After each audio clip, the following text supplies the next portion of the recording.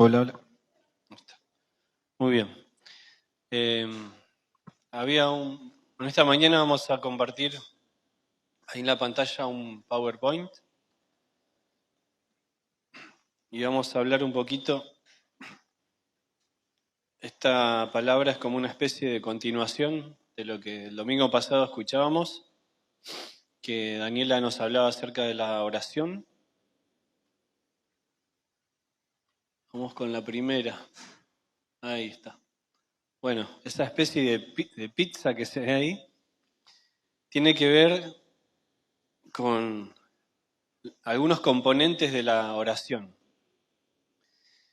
¿Y por qué tenía esta inquietud en mi corazón? Porque yo no sé si a usted le pasa, pero a mí me pasa, que una de las batallas más grandes que tenemos los cristianos es con la oración. Gloria a Dios si alguno de ustedes se anima a levantar su mano y decir, muchas gracias. Yo soy un hombre de oración, una mujer de oración, y ni me cuesta orar. Voy con unas ganas a orar, me levanto temprano, o en el horario que sea, y voy, me arrodillo y clamo y oro a Dios y me sale. Bueno, qué gozo, ¿no? Díganos cómo hacen, porque parece que la mayoría de los cristianos, si bien oramos y buscamos al Señor, pero muchas veces es una batalla orar, ¿no? No es tan fluido como quisiéramos, quizás no estamos el tiempo que quisiéramos realmente estar. Hay veces que parece que estamos muy conectados con el Señor y otras veces parece que oramos y como que la estamos remando y cuesta. Cada uno sabe, ¿no? En su corazón, sí, cómo está con este tema de la oración. Y muchas veces, como quería repetir esto que decía Daniel el domingo pasado, que por ahí aprendemos de chiquito que es orar, y muchos de ustedes dijeron esa famosa frase que orar es hablar con Dios. Y el domingo pasado veíamos que es más que hablar con Dios, sino que no es un monólogo, sino que en la oración hablamos nosotros, pero también tenemos que aprender a escuchar al Señor, porque cuando oramos no se trata de hablar, venir con la lista del supermercado, decirle, Señor, necesito esto, esto y esto, amén, y nos vamos. Y el Señor como que queda ahí diciendo, bueno, solamente esto me trajiste, una lista de peticiones. Entonces, el Señor creo que en este tiempo nos quiere hablar y poder entender un poquito más profundamente que la oración es más que pedir. Nos quedamos cortos si entendemos que la oración tiene solo que ver con pedir, sino que en la oración hay muchas otras cosas que podemos hacer y ahí vamos a ir viendo una por una. Cuando oramos tenemos que tener un equilibrio en nuestra oración, porque si no todo el peso se va para el lado de las peticiones, pero no adoramos, no alabamos, no amamos al Señor. Y en este equilibrio vamos a encontrar que podemos, fíjese cuántas cosas podemos hacer cuando tenemos el tiempo de oración. Podemos tener tiempo de intercesión, podemos tener un tiempo de acción de gracias, podemos tener un tiempo de alabanza, un tiempo de peticiones, un tiempo de confesión y también un tiempo de adoración. Y vamos a ir hablando un poquito una por una. Vamos a la próxima. Ahí vamos a hablar una más de la alabanza, unos minutitos acerca de la alabanza. Y leemos algunos pasajes. Ahí tenemos uno, el primero, 1 Timoteo 1:17. Dice que todo el honor y toda la gloria sean a Dios, por siempre y para siempre. Él es el Rey eterno, el invisible que nunca muere. Solamente Él es Dios. Amén. Creo que hay otro versículo más. Ahí tenemos la oración que hizo Josafat.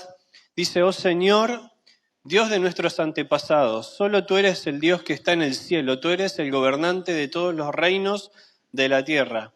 Tú eres fuerte, poderoso, y nadie puede hacerte frente. Si tenemos que dar una definición breve, cortita, para que nos quede ahí en la mente y en el corazón de qué es alabanza, básicamente alabar es adorar a Dios por lo que Él es, por su persona. Y también quería leer otro pasaje más dentro de este apartado de la alabanza, que se encuentra en Nehemías capítulo 1.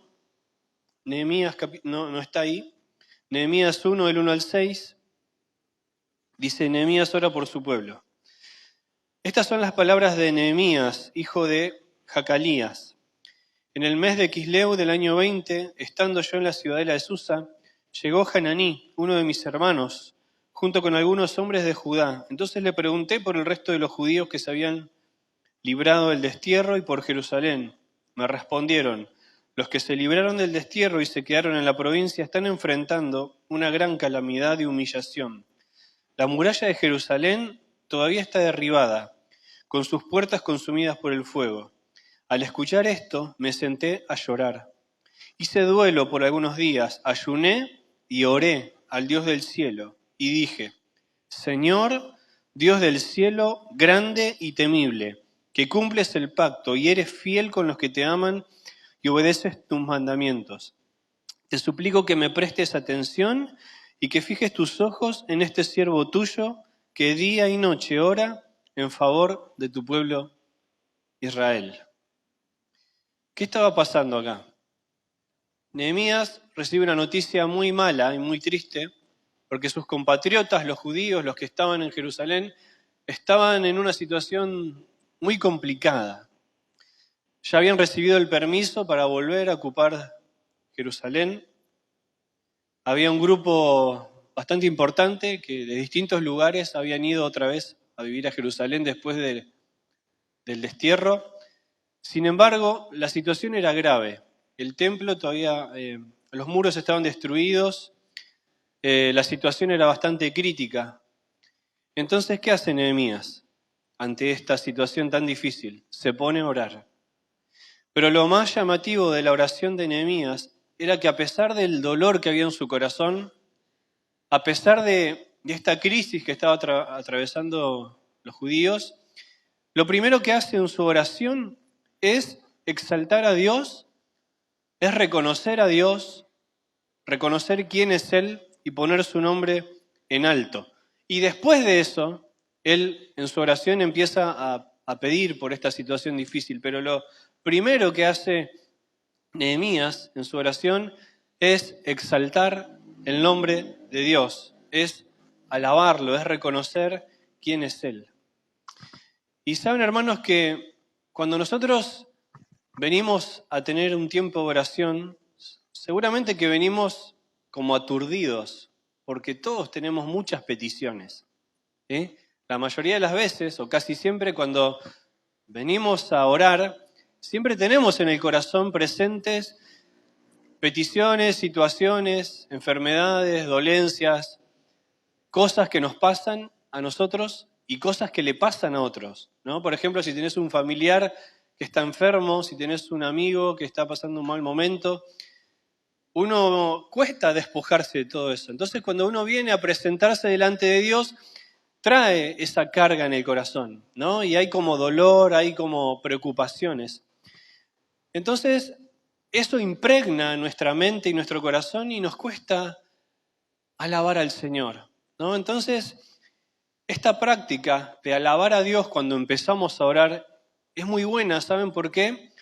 Porque nos despeja el camino. Y cuando nosotros oramos y ponemos a Dios en un alto, cuando nosotros oramos y empezamos a decir con nuestros labios y con nuestro corazón que Dios es grande, que Dios es fuerte, que Él es poderoso, que Él tiene el control, que Él es soberano, entonces es como que el camino se va allanando y podemos tener otra perspectiva cuando oramos, porque ya no estamos concentrados en esa dolencia, en esa enfermedad, en esa preocupación, sino que nuestros ojos espirituales se van abriendo y nos vamos dando cuenta de que si bien es verdad que hay dolor, es verdad eso que te está pasando, que es verdad que esa situación es bastante complicada, pero cuando yo empiezo a alabar a Dios y a ponerlo en alto, cuando empiezo a orar, entonces es más fácil, porque yo voy diciendo, wow, tengo un montón de cosas que quisiera que Dios resuelva en mi vida, pero confío en Dios confío y me doy cuenta que a la persona a la cual yo le estoy contando mis peticiones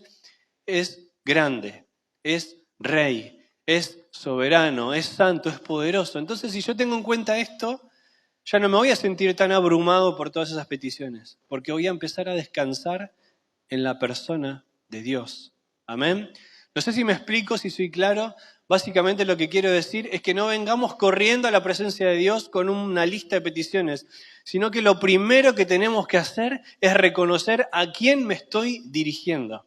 Entonces el panorama cambia y empiezo a reposar en mi corazón porque sé que es a Dios a quien yo estoy recurriendo, a la persona más grande, al que tiene el control de todas las cosas. Entonces ahí ya la oración empieza a tomar otro rumbo, mucho más llevadero. ¿Es fácil alabar a Dios? Seguimos todavía en este punto de la alabanza. ¿Es fácil, hermano, alabar a Dios cuando oramos, cuando vemos que las cosas nos están yendo bien? Por ahí atravesamos un momento de tranquilidad, no tenemos problemas, hay trabajo, los hijos están bien, hay salud, no hay grandes preocupaciones. Entonces es como que el corazón está más dispuesto a alabar al Señor. Fluye la alabanza de manera más fácil, podríamos decirlo. Es más fácil alabar al Señor cuando somos librados de la prueba, ¿no? Cuando Israel cruzó el Mar Rojo y vio que los egipcios y los enemigos habían muerto, entonces ahí las mujeres empezaron a tomar sus panderos, empezaron a danzar, hubo un cántico y una celebración y que obviamente, ¿cómo no celebrar con esa victoria? Pero entiendo que es más fácil también alabar a Dios cuando vemos que el Señor nos ha dado una victoria muy grande. Es más fácil alabar a Dios cuando vemos una petición respondida. Pero, hermanos, también tenemos que animarnos a alabar a Dios antes y durante la prueba. O sea, mientras estamos atravesando el desierto, mientras estamos pasando ese momento difícil y doloroso, tenemos que animarnos también a orar a Dios y a alabarlo, aún por esa respuesta que no vino, aún por esa situación que no fue resuelta, aún en el momento más duro que podamos atravesar, tenemos que animarnos a alabar a Dios. Y no solamente alabarlo cuando la respuesta ya ha llegado a nuestras vidas. Vamos a ir a la próxima. En este caso vamos a hablar de la acción de gracias. ¿Qué es acción de gracias? Bueno, es adorar a Dios por lo que Él hace. Todo el tiempo el Señor hace, aun cuando Dios no responde, aun cuando parece que Dios está en silencio y que vos estás orando y pareciera como que Dios está en otra, que en realidad no es así, ¿no? Pero aún en los silencios del Señor, Dios está haciendo algo. ¿Sí? No es que siempre Dios tiene que ya responder a lo que yo le pido. Aun cuando Dios se mantiene en silencio y pareciera que todo está igual y que nada cambia, aún así Dios está obrando, Dios algo está haciendo. Y tenemos que dar gracias a Dios por ese silencio, por esa petición aún no respondida. Tenemos que ser agradecidos, hermanos. ¿Qué es la acción de gracias? Buscaba alguna definición para que podamos tener más claridad. Es el sentimiento que nos obliga a estimar y a considerar el beneficio o el favor que se nos ha hecho o se nos ha querido hacer y a corresponder a él de alguna manera. Encontraba en la Biblia, en Lucas 17, del 11 al 19, no lo vamos a leer, pero te lo cuento, había 10 leprosos que se acercaron a Jesús y le pidieron que por favor los pudiera limpiar. Y el Señor les dijo, bueno, vayan, preséntense ante el sacerdote, y de camino los 10 fueron limpios, fueron sanados. Pero saben que uno solo, y que era samaritano, fue el único que se dio la vuelta y volvió a agradecerle a Jesús. Y Jesús le dijo, pero ¿cómo no eran 10? ¿Dónde están los otros 9? Esto me llevaba a pensar que el Señor Jesús espera también que seamos agradecidos cuando Él nos bendice. ¿Sí? Que al Señor Jesús le gusta que podamos reconocer los beneficios que Él hace a nuestro favor. Qué triste, ¿no, hermanos? Que el Señor nos responda, que el Señor haga cosas en nuestra vida y que nosotros digamos, bueno, lo tenía que hacer. Si yo soy su hijo, me tiene que sanar, me tiene que responder. Pero no, hermanos, nosotros tenemos que ser agradecidos. Y en la Biblia hay un montón de pasajes que nos hablan de esto. Por ejemplo, ahí tenemos uno, Filipenses 4, 6, dice, no se preocupen por nada, en cambio, oren por todo. Díganle a Dios lo que necesitan y ¿qué dice después? Y denle gracias por todo lo que Él ha hecho. Por todo lo que Él ha hecho. Hay otro versículo más, 1 Tesalonicenses 5:18 dice, sean agradecidos en toda circunstancia, pues esta es la voluntad de Dios para ustedes, los que pertenecen a Cristo Jesús. O sea que ser agradecidos no es una opción, sino que es la voluntad de Dios. Amén. Es la voluntad de Dios. Dios quiere que seamos agradecidos. Dios desea, Dios espera, hermanos, que seamos agradecidos. Así que, hermanos, tenemos que acostumbrarnos a agradecer a Dios, pero por ahí vos podés decir, bueno, pero lo que me pasó es algo sencillo. No importa. No necesariamente tiene que ser un recontra milagro para agradecer a Dios. ¿Por qué puedo agradecer a Dios? Porque hoy estás acá en este lugar. ¿No nos parece suficiente motivo para darle gracias a Dios? Cuando despertamos y abrimos nuestros ojos, ¿no te parece que es algo maravilloso poder decir, Señor, gracias porque respiro? Gracias porque tengo un techo. Gracias porque tengo una frazadita con la cual me puedo tapar.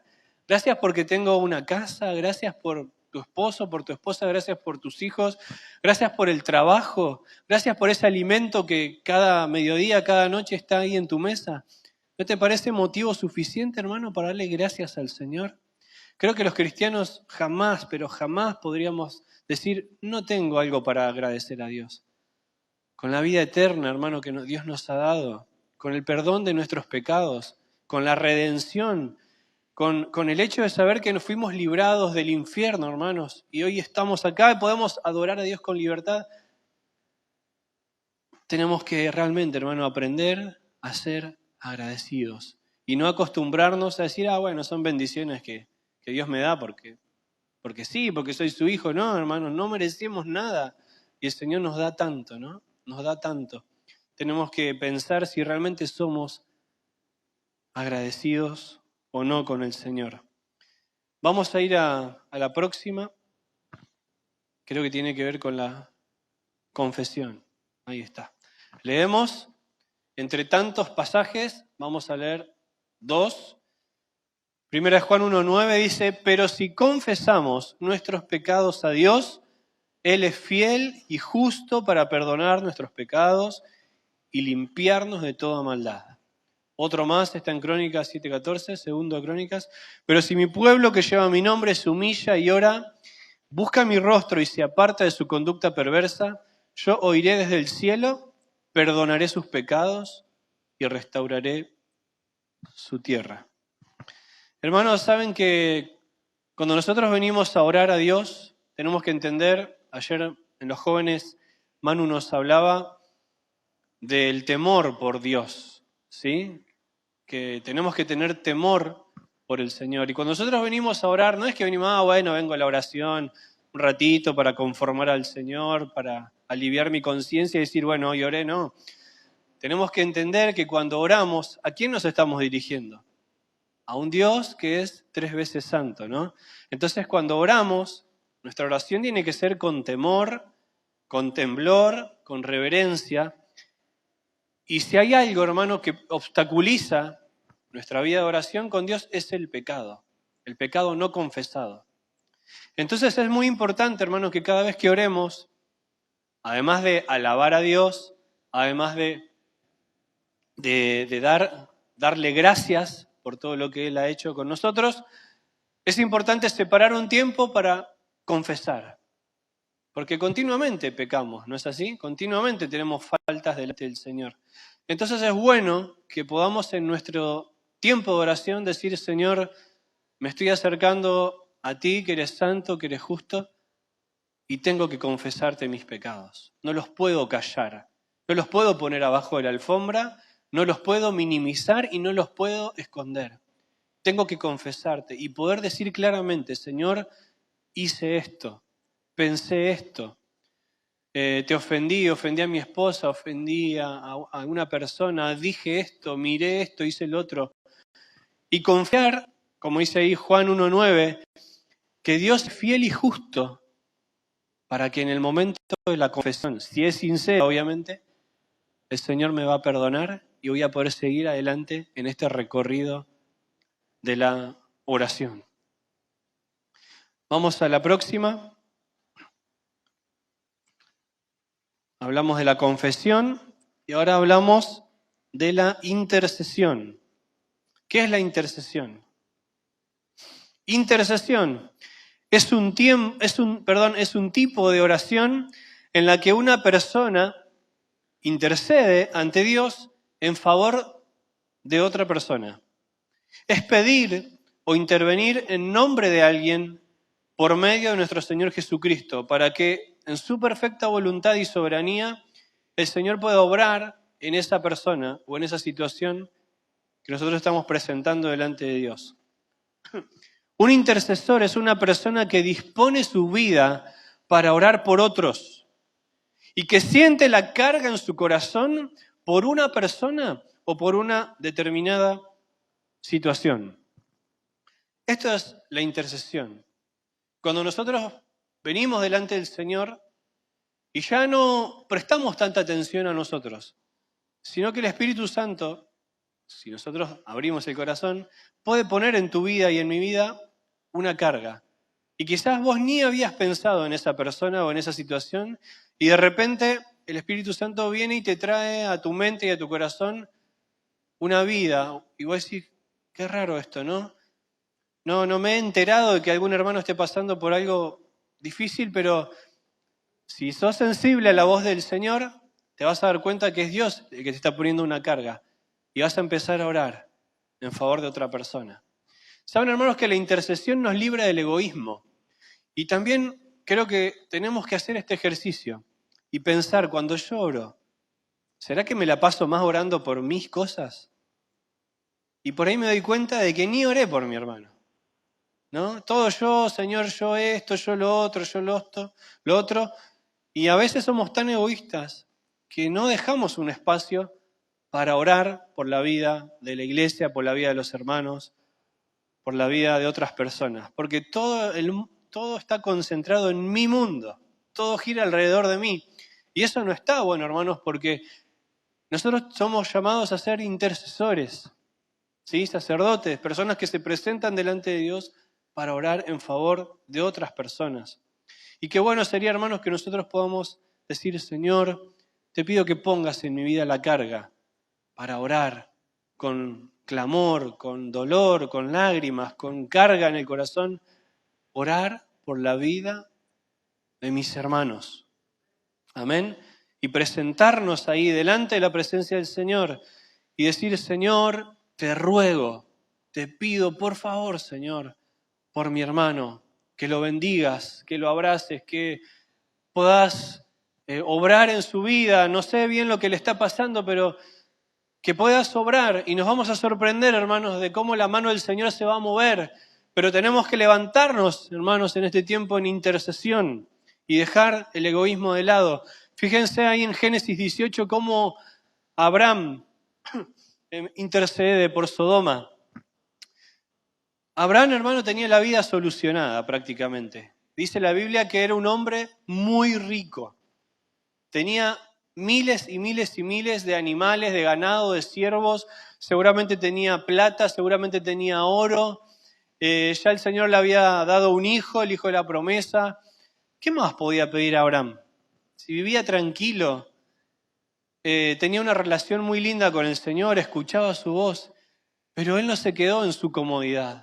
Sino que cuando él se enteró, cuando Dios le contó que Sodoma iba a ser destruida por el pecado, él se afligió por esta ciudad pecadora. Y una y otra vez, no sé exactamente cuántas veces, pero varias veces, Abraham intercedía y decía, Señor, pero si hubiera 5 justos, Y si hubiera 10 justos, y si hubiera 2 justos, ¿acaso no los perdonarías? Y el Señor dice, sí, los perdonaría. Pero no había ninguno, por eso fue destruida Sodoma, ¿no? Fue rescatado Lot nada más y su familia, pero fíjense, hermanos, hasta qué punto Abraham intercedía por el pueblo. Y no solamente Abraham, sino que también, hermanos, encontramos en la Biblia cómo Esdras, cómo Nehemías, cómo Daniel, en sus tiempos de oración, ellos oraban y decían, Señor, hemos pecado. Y eran hombres justos, hombres que vivían en santidad realmente, pero ellos se identificaban con el pecado del pueblo y oraban y tenían un tiempo en su oración para orar y para interceder en favor de la iglesia, en favor del pueblo de Dios. Ellos tenían a la iglesia en el corazón y por eso podían interceder. Si la iglesia no está en nuestro corazón, ¿cómo voy a orar por mi hermano? ¿Cómo me puede importar la situación de mi hermano si la iglesia no la llevo en el corazón?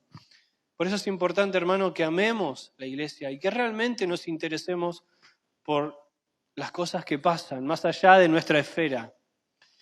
Ya vamos entrando a la recta final.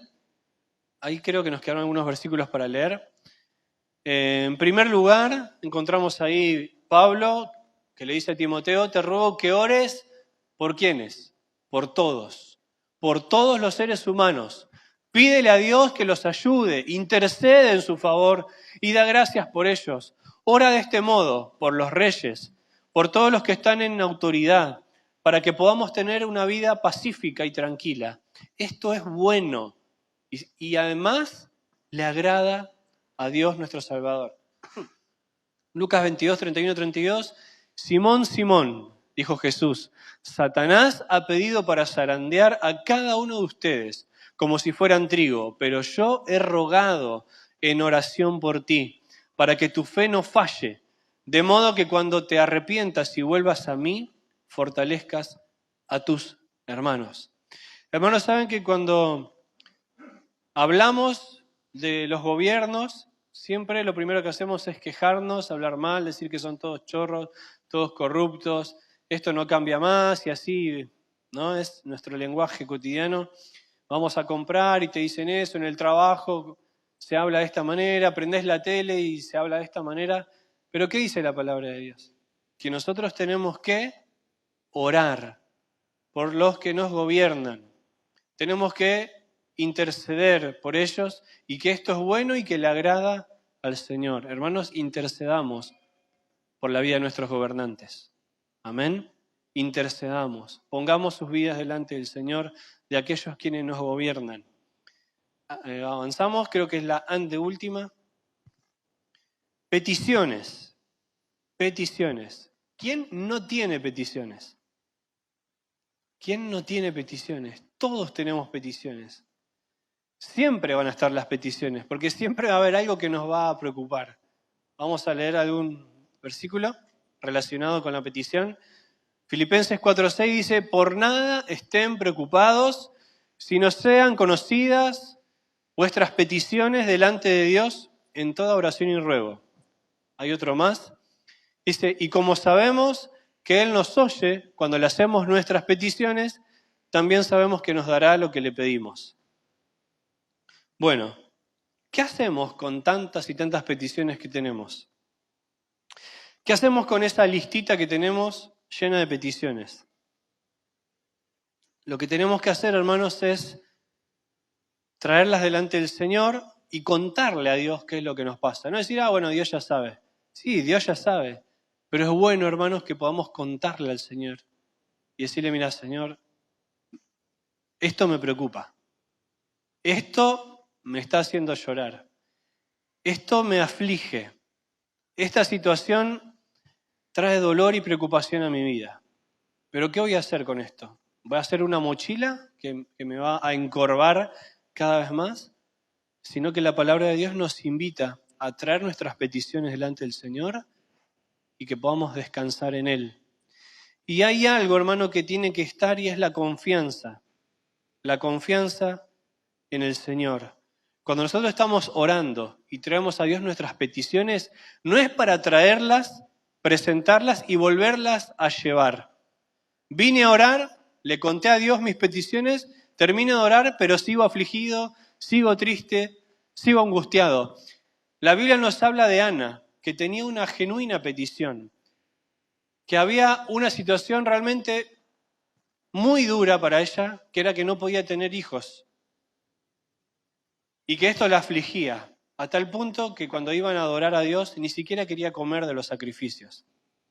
Y era tanta la aflicción de Ana que dice que hubo un día que ella trajo su petición, su dolor, delante del Señor y derramó su alma en oración. Seguramente que ella ya había orado por esto muchas veces y muchos años, pero esta oración fue distinta, porque esa petición fue presentada y no la volvió a tomar. La dejó ahí, confiando que algo el Señor iba a hacer. El Señor escuchó esta oración y hay algo que llama poderosamente la atención, que está ahí en Samuel en los primeros capítulos, dice que cuando Ana se levantó de esa oración, dice que ya no estuvo más triste. Ya no estuvo más triste. Y esto es lo que el Señor quiere, hermanos, que nos pase cuando traemos peticiones delante del Señor. Que lloremos en su presencia, que derramemos esa angustia que tenemos, esa preocupación, pero que cuando nos levantamos de la oración, que podamos tener un gozo, aún cuando la respuesta no vino todavía, aún cuando esa petición aún no fue respondida, pero empieza a ser respondida en el mismo momento cuando empezamos a confiar en que Dios algo va a hacer. Por más que la respuesta sea no, pero confiamos en que Dios ya empezó a responder porque Él tomó en sus manos esas peticiones. Y me encanta esa figura, hermanos, de Apocalipsis, cuando dice que en los cielos se abre un incenciario y dice que estas son las oraciones de los justos. Tu oración, hermano, mi oración, no queda en el aire. Llega a la presencia del Señor. Amén. Llega a la presencia del Señor. Pero ¿qué es lo que tenemos que hacer con las peticiones? Es confiar en que si el Señor tiene cuidado de la hierba y de los pajarillos y de cosas que parecen tan pequeñas, ¿cuánto más el Señor no va a cuidar de nosotros? Él sabe que necesitamos